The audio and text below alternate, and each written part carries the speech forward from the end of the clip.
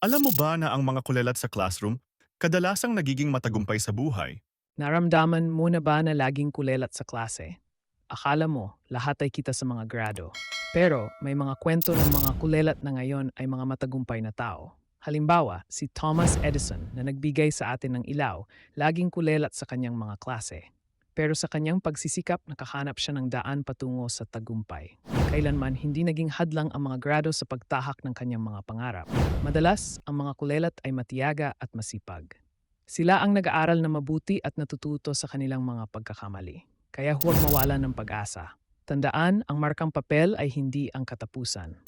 Sa susunod na may takdang aralin, tingnan mo ang sarili mo.